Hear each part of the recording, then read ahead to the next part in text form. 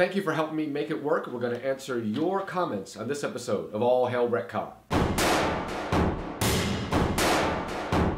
This episode is for those people that took the time to write down something. So thank you for writing. Keep writing and you'll be mentioned in a future episode. A lot of people that wrote in are in the military, so I want to take the opportunity to thank you for your service. There are clearly plenty of other better things you could be doing, like defending our country. So the fact that you took the time to write about Star Trek uniforms, I really appreciate it. And again, thank you for your service. Me be the DB. Well done. One slight fix though. Yes, the original Star Trek TV series and Star Trek motion picture costume designer's name is indeed the late great William Ware, and this is where I screwed up, Thies, but please note Thies is pronounced Tice. So, did not know that. Thank you for the correction. Some people told me about that. Trust, I know this to be true, met him at a convention when I was about 15 in the 70s. He preferred the name Bill to William, by the way. Thank you for sharing that personal story. That is awesome. That is really cool. If you have a photo, please post it on our Facebook page or on our Tumblr. I'd love to see it. W.T. Berry, 1974. You are incorrect about the gold command uniform. The original color was green. The use of studio lights and the Kodak film in use made the command shirts look mustard-colored upon playback on the low-resolution TVs in the 1960s. If you do the research, you will find that Tice used green first. The different material used in later episodes for Kirk's leisure tunic appeared green on film. I did not know that. As much as a Star Trek geek that I am, it is always good to know new information. So, W.T. Berry, Ibu Kalanav writes, I figured the simplest explanation is security concerns. It's the same reason currency is changed every so often. By changing the uniform so often, you add a random security measure that forces any would-be impersonators to keep up. Yo, I like it. I should have thought of that one. Coleslaw writes, I have my own headcanon theory, I love that term, headcanon, for why Starfleet introduced one specific uniform change, namely the shift to the gray, blue, and black first contact version from the more colorful TNG DS9 Voyager type. In the Season 4 DS9 episode Hippocratic Oath, the Jem'Hadar are clearly well acquainted with the colors of Starfleet uniforms and their meanings, and seem to assign priorities to their targets accordingly. Starfleet, anticipating further conflict with the Dominion, may have responded to this by introducing a uniform that made those colors considerably harder to see, particularly from a distance. Nice. I like that. Is that sexual harassment? Writes, I liked how everyone bashes on Star Trek uniforms, but Klingons squeak every single time they move a muscle because of the weird material it's made out of. Like, you can't tell me it's not ridiculous to see a Klingon get serious and lean over a table only for the loudest squeak to be released. See, I thought that Klingons, because they, like if you look at their uniforms, sometimes they have these variants where the sleeves are made of fur.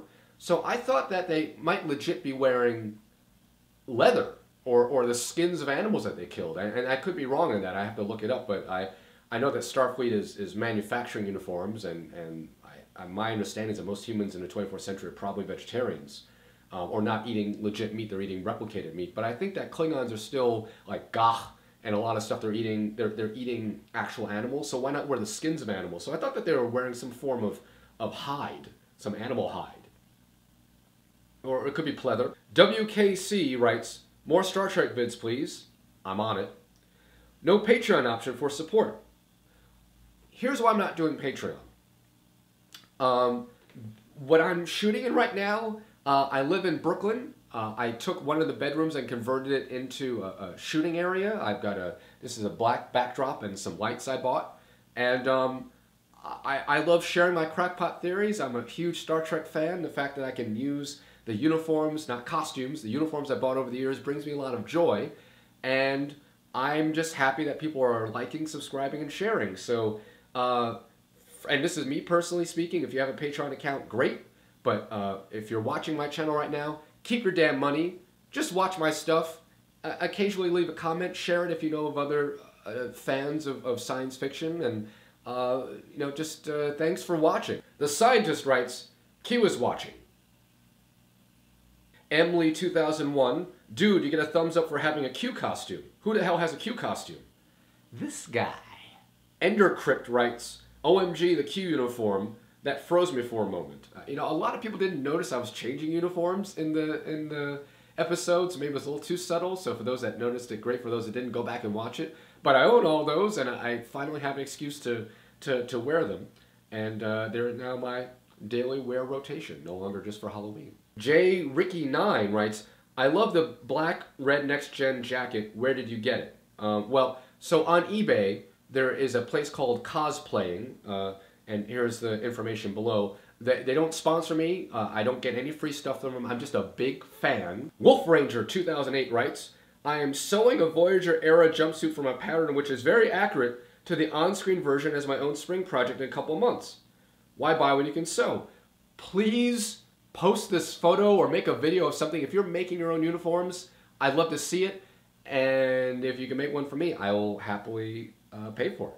If you know of any other places that have legit uniforms, not costumes, but uniforms, post your comments below. I'm looking for some Voyager outfits, some dress uniforms from Next Generation. So if you have any great links, or you yourself are a costumer and want to make me something, I'm happy to buy. David Wellman, change uniforms because Picard said make it so.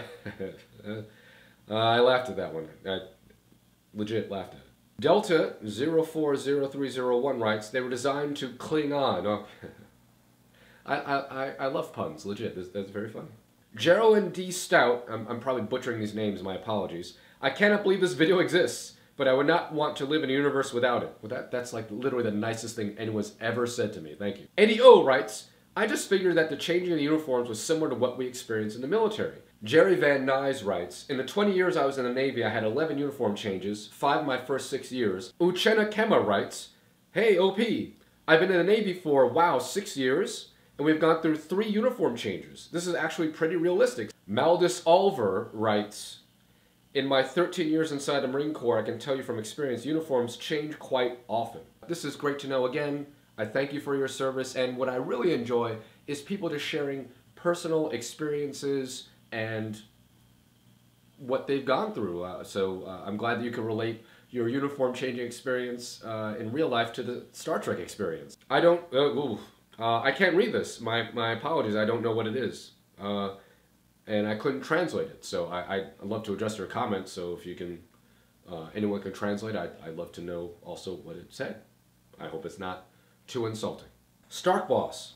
Fans only associate the Picard maneuver with the two-piece. I'm only one fan, so other fans out there, do you associate the Picard maneuver exclusively with the two-piece or also with the one-piece jumpsuit as well? Post your comments below.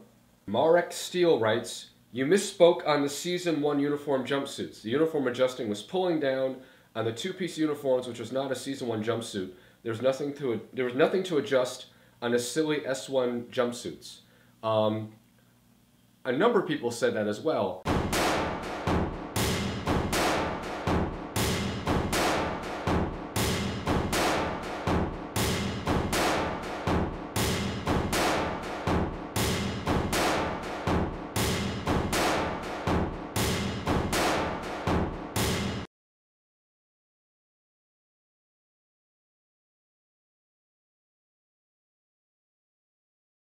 I hope that issue is now put to rest. Ganondorf 13 writes, Crackpot Theory is right. I love that you even made this video and took the effort, but it's one huge overreact without a doubt. It is. Jay-Z Lobo writes, I think you're overthinking it. I am overthinking it. The Federation is a society that is constantly recruiting new species and thus absorbing new cultural influences. As technology evolves parallel to the ever-shifting needs of an ever-diversifying organization of multiple species, so too would Starfleet's uniforms to keep up with the evolution. Well, I like that theory, that new races might bring in new materials or new designs. That makes sense to me. That's solid. Jeff Hewitt the same writes, it seems to me that before Star Trek you probably never heard about uniforms. I heard of uniforms before. Agnostic Prole, my apologies if I'm butchering people's names, they didn't change uniforms between 2280 and about the 2340s. That is a good point that the classic Wrath of Khan outfit survived for a very long time, but they did some variations where they took away the belt and they took away the sweet turtleneck collar. But yes, for a big block of time, they did not swap out uniforms. That's absolutely true. I should probably come up with a crackpot theory for why they didn't do that. Maybe a lack of time traveling. Time travelers found that particular era to be boring. Food Stamp Amped writes, because it's a TV show, geez. What if I told you that the American Civil War was 1861 to 1866? You'd say, hey, you're wrong. It's 1861 to 1865. If you told me the Federation was founded in 2160, I'd go, you're wrong. It's 2161. It's not a TV show. It's a way of life. It's got rules. It's got history. The future has history. TV has consistency. All hell retcon will hold you to those standards, television, so don't mess up. Island response videos. I love the costume change through the video and love the way you're no-nonsense, the facts, which I loved as well. Oh, I appreciate that. I'm the largest Star Trek nerd that the universe has ever created. I'll fight you on that. Sure, I might not own mortgages worth of paraphernalia. I do, however, speak Klingon and slight of Romulan. Oh. Well, my Klingon is terrible, and my Romulan is only a bunch of curse words, so thank you for writing. I haven't seen you write in a while. Only a Varul would leave one comment and then move on, so let's hear from you a little bit more. Dorian McLeod writes, yeah, the theory is stupid. It is. I'm not even angry. I agree with you. All my theories are stupid. They're crackpots. Calliope M4 writes, you are a nerd god. Well, I'm not the nerd god, I'm a nerd god. The nerd god might be Will Wheaton? Fred Kasdan's Basement writes, you're overthinking it. I am overthinking it. Starfleet changes uniforms every so often for the same reasons the actual military does. But that doesn't make it a crackpot theory. Dagon asks, quick question, what's with the bedpan mask? I first started working for YouTube back in 2012. I worked there for 3 years, and when I started working for YouTube, I did not have a serious YouTube channel, and I felt like I needed to. I'd be a bit of a hypocrite if I was teaching people how to use the platform but didn't have a channel myself, so I created All Hail Retcon. And it started out as a channel where I was explaining fake 80s technology. So you can see previous episodes where I explain why Inspector Gadget has all those gadgets stored inside him, or why G.I. Joe's rifles shoot laser beams but also spit out shell casings. And I, as an homage to 80s culture, you can take a look. I bought from Cosplaying a Cobra Commander type outfit that I modified along with this mask. And also, too, to be honest with you, it made for laziness where I could put on the mask and then, because you can't see me talk, I could just do the dialogue as voiceover later. But yeah, the episodes were fun to make and they were great. But I think that, as you can see, based on my subscribership and just engagement, I think people were people really became more responsive to my content once I took off the mask. So I take off this mirror mask and a bedpan mask. I take off the mirror mask as a homage to previous episodes and just as also as a heads up, like, hey, that was me before hiding, but now I'm out in the open.